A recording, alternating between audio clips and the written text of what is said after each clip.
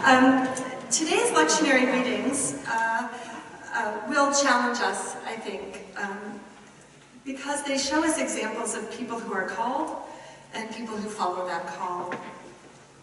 In the first reading from the book of Samuel, we step into the middle of Samuel's story. You may remember that Samuel was Hannah's only son, who was born after she prayed to God in the temple to give her a child. When Samuel was old enough, she brought him back to serve God in the temple under Eli, who was the chief priest. A gift from God, returned to God in gratitude. Samuel, of course, goes on to become an important prophet in Israel and to anoint Saul, who was the first king of Israel.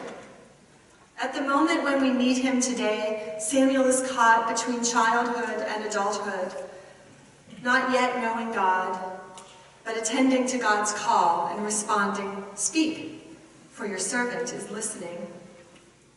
In the Gospel, we read about the calling of Philip and Nathanael. Their function here seems to be to emphasize Jesus' humble origins. Nathanael asked, "Can anything good come out of Nazareth?" As though he wasn't also from the neighborhood. And also to give Jesus the opportunity to reveal by contrast his identity as the Son of God. Jesus promises Nathanael that they will see further miraculous things if they follow him. You'll see the heavens opened and the angels of God ascending and descending upon the Son of Man. Both of these stories are about being called into life with God and with Jesus and with the community of God's people. Samuel with Israel, Nathanael, and Philip with the disciples.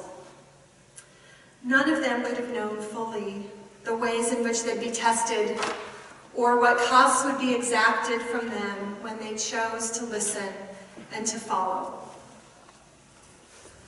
This April will mark the 50th anniversary of the assassination of Dr. Martin Luther King Jr. Not a single new word has come from Martin Luther King in 50 years, and yet the words we read this morning are as real and vivid and accurate as they were 50 years ago. As I read through several of his books, searching for an appropriate passage for today's reading, I was struck by how little has changed between 1968 and now, particularly in terms of racial injustice. And I'd like to think with you this morning about how you and I might be called, individually and collectively, to examine our own role in racial injustice and to change it. In the passage that Eliza read a few minutes ago, King ruminates on the question of Black power. Black power, of course, was perceived as threatening by many whites at the time. And even within the Black community, which is the community I believe that King is addressing primarily here, it was seen as being in conflict with King's philosophy of nonviolence and with the mainstream civil rights movement. Here, King tries to reclaim the term and helps people understand the ways in which history and social structures shaped by whites have intentionally disempowered Black people. My interpretation of King's view of Black power is that it isn't about seizing power from, but of claiming power to.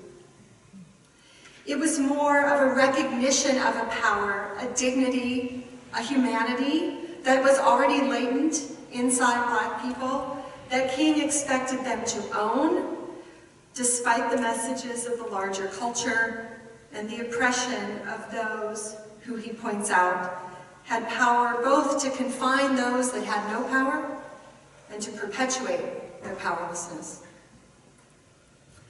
The book from which this passage is drawn is entitled, "Where Do We Go From Here? Chaos or Community?" And it's King's examination near the end of his life of the questions of war and poverty and racism, in which he holds out basically two options. We can choose to remain divided from each other and head toward chaos, or we can seek to be in relationship with each other and create a community. On Friday night, I went to see a performance by the Urban Bushwomen. The title of their piece was Hair and Other Tales.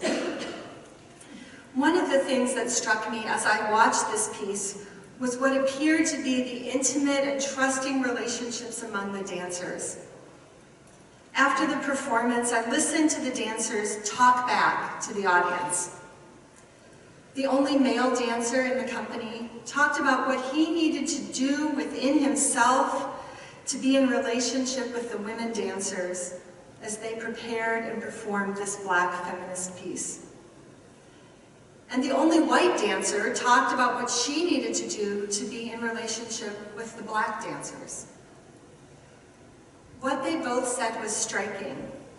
It takes a commitment to work on your own mess, although they chose a saltier word for that, and to be in risky relationships.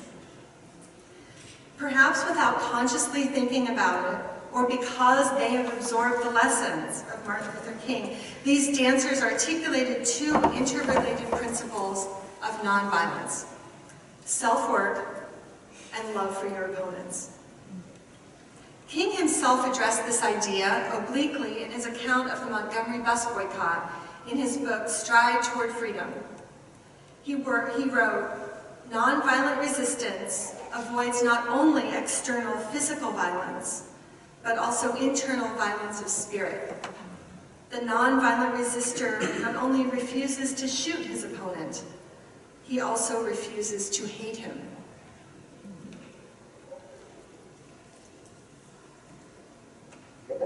To get to this point, spiritually, takes a great deal of work. Rejecting hate and choosing love is a spiritual discipline. Those who engaged in nonviolent resistance first learned to discipline themselves through prayer, fasting, study, and training, the goal of which was to purify their own minds and hearts and to prepare themselves to take risks for justice while bearing love for their opponents. Continuing his reflections on Black power and whether Black power in fact opposed love and nonviolent resistance, King writes, "Power is not only desirable, but necessary in order to implement the demands of love and justice.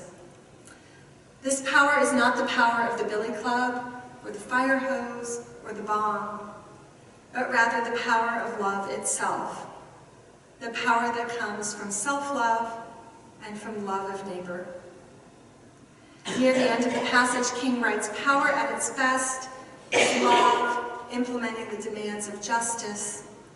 Justice at its best is love correcting everything that stands against love."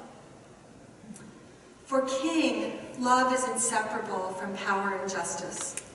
A sense of justice calls us to honest, rigorous self-examination and to stand up against oppression. Love helps us to seek and maintain relationships with others while we do it. I believe that we are being called separately and together, as individuals, a congregation, and a country, to examine our role in maintaining white supremacy, to reject white supremacy as the basis for our society, and to work actively to dismantle it. Our social, political, and economic system, with its unequal treatment for people of color and for white people in almost every area of life you can think of, policing, the justice system, education, medical care, housing, employment, media, and entertainment, is a system that was built and is maintained by intention and by choice. And, as a result, it can be dismantled by intention and by choice. King called his readers to this work, and the call remains true today, with one change. We realize today, perhaps more clearly than most whites did 50 years ago, that the system of white supremacy cannot be dismantled by people of color alone. White people need to participate in the dismantling of the social structures and thought structures that sustain the unequal system. This spiritual work begins inside, as we, like the nonviolent resistors King inspired, like the dancers I saw on Friday, actively examine false beliefs about white superiority that all Americans take in with the air we breathe. King points to white supremacy in the passage we read today. The Negro has been confined to a life of voicelessness and powerlessness by the white people in power. Elsewhere, King wrote of the way in which this subjugation harms blacks in a particular way by convincing them of their inferiority. He also wrote about the way in which it harms white people by convincing us of our superiority. Both whites and blacks know white supremacy and pay a price for it. And even if whites don't consciously subscribe to the idea, even if we never openly dismiss whole countries of the world as worthless, we have internalized white supremacy as normal. It will take a lot of self-work to unlearn it. But I believe this work is worth it. And I believe that it is work that I and you and we are being called to do. Change begins with self-work, with the examination of our own minds and hearts, the evaluation of our thoughts and our actions and our words. But it doesn't end there. Since unlearning is more complicated than learning, it will likely take our whole lives.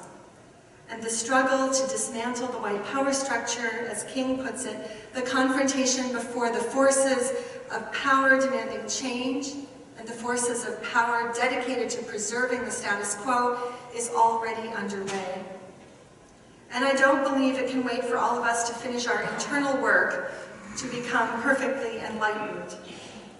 The power structure's moves against immigrants, against people of color, against women, against LGBTQ people, the effort to preserve the status quo, in other words, are proceeding. So one piece is working on our own mess, for sure, and the other is being willing to put ourselves repeatedly into risky relationships in the pursuit of justice grounded in love. If I am white, and I am working on examining and dismantling my own white supremacy, and I am also examining the white power structure that I benefit disproportionately from, I should find myself in risky relationships where the discipline of love will be required. Maybe I'll attend a Human Rights Commission meeting and confront city officials who are resisting calls to provide adequate civilian police oversight in Ann Arbor. Maybe I'll attend a school board meeting to ask why black and brown students have higher detention and suspension rates and lower graduation rates than white students. Maybe I'll learn more about how to engage in difficult conversations with people in loving and just ways, and then I'll have those conversations. In all these settings, without claiming to have all the answers, without claiming to have cornered insight, with humility and awareness that we are all a work in progress, we can still respond to the demands of love, as King puts it, and try to implement the demands of justice. This is work that I believe we, as Christians and as human beings, are called to do. The baptismal covenant reminds all of us, people of every color, that we have equal dignity, that we are equally created and loved by God and called to God's service. As we listen to or read the news, we are increasingly aware of the oppression of the most vulnerable people, the prisoner, the stranger, the poor, the child, mostly black and brown, continues. It will take courage and hard work and persistence to end this oppression, but I want to encourage all of us to engage in the self-examination and the risky relationships that bring about change. There are, as King points out, two possible outcomes: chaos or community. On this day, when we remember King's prophetic word alongside those of the biblical prophets, let's heed their call to truth and love, to the exercise of power in the pursuit of justice.